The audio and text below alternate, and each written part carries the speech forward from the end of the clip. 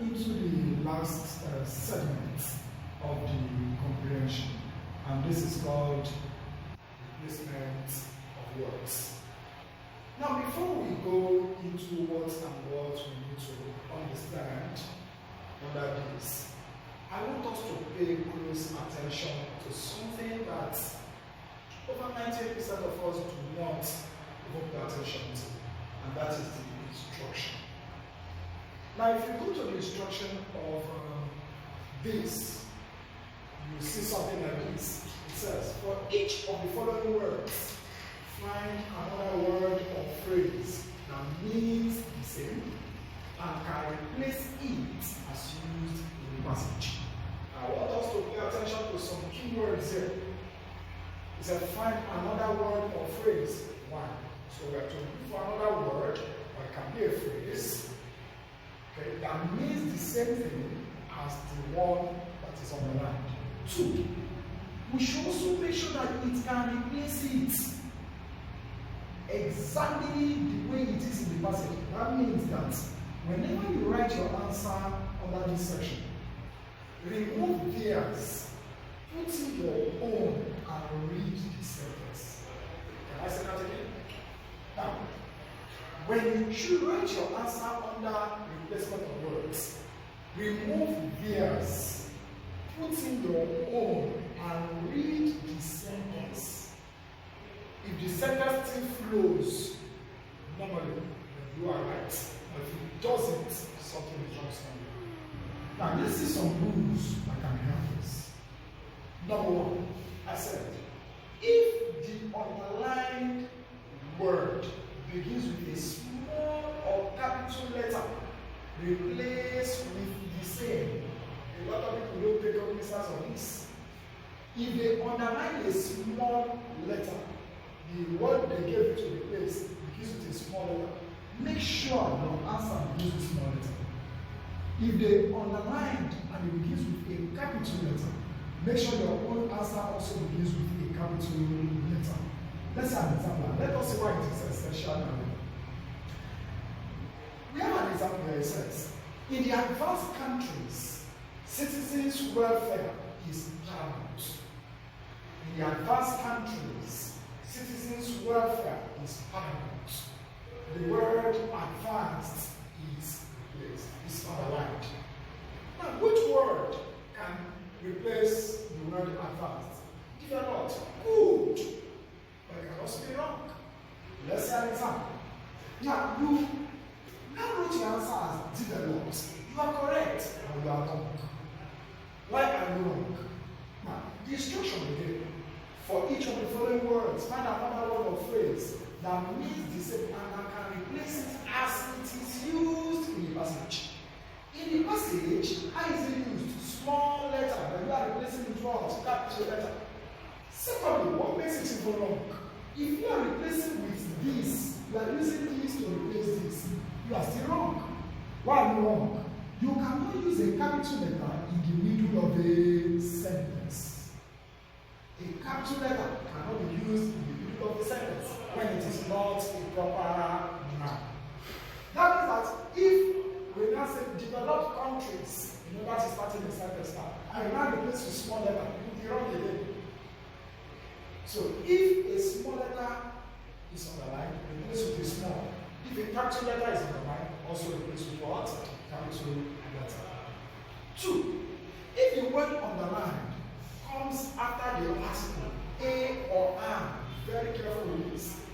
If the word that is underlined comes after the article a or an, make sure that the answer you are supplying, your answer can be right, but make sure it flows with that a or an. Make sure it flows with it. Let's give an example. It is an amazing thing to see you at the show. It is an amazing thing to see you at the show. Give me another word for amazing. Surprising, beautiful, good. But you know surprising cannot go here. Why? Let us do something. Let us remove amazing, let us put as surprising, and let us read. Because it is a surprising thing. Surprising can replace it. Because surprising has the same meaning, but it cannot replace it as it is used in the passage. So we have to look for another word that means the same and can replace it as used there. So let's see the word astonishing. It is an astonishing thing to see you at the show. Good. Astonishing and surprising means the same. Astonishing can also replace it as it is used in the passage. I hope that is understood.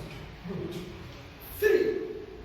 Let your answer be in the same word class. What do you mean by word class? Parts of speech. Let it be in the same number. What do we mean by number? Singular and plural. Let it also be in the same tense. What do we mean by tense? Present and past. So let your answer be in the same word class, number, or tense with the word underlined. Let's have an example. Let's call this place our underlined words. Let's call this place our answer. A singular noun must always be replaced with a singular noun, not a plural. Your profession is good. Profession is underlined. Your answer must also be singular because profession here is singular. Your occupation is good. B. A plural noun must also give you what? A plural noun. Must be replaced with a plural noun. E.g., your professions are good. Professions here is a plural noun. Your answer must also go back to what? A plural noun. Your occupations, your occupations are good. Now, sir, if I write occupation, am I wrong? Yes, you are. How am I wrong? Let's do something. Let us remove the S. Let it become occupation. It will now become your occupation are good. The rule of concord has been affected. So the plural noun must be a plural noun. C. A singular verb must also give a singular verb.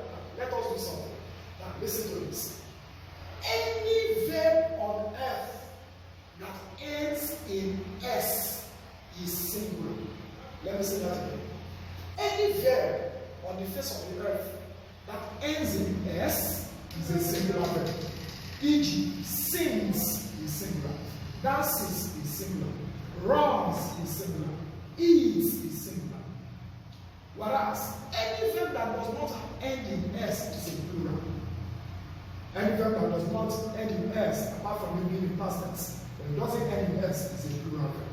Oh, that's understood. Okay, good. So a singular verb must give me a singular verb. E.g., she amazes me. Amazes here is a singular verb, so my answer must go back to singular and I must be able to replace it. She surprises me. Good. D. A plural verb must also give me a plural verb.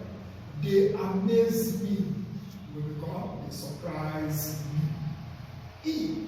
A past tense must also be replaced with what? A past tense. He amazed me must also become he surprised me. Good. An adjective must also be replaced with an adjective. What is an adjective?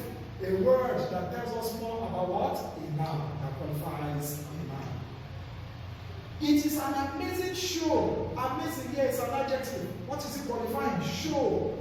So it must be replaced with the same adjective.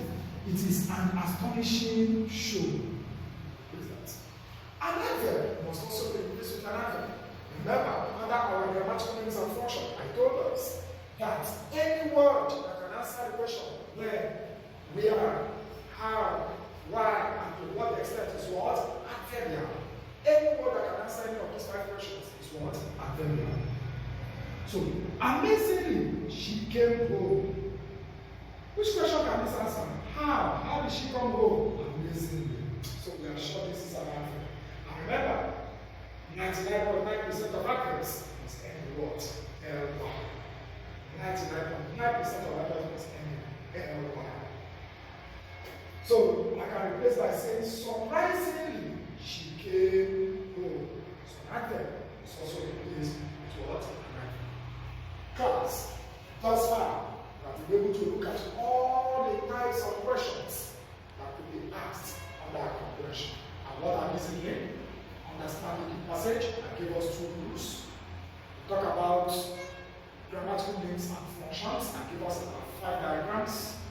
Talk about figures of speech and give us 8 of them. And now we have concluded by looking at what?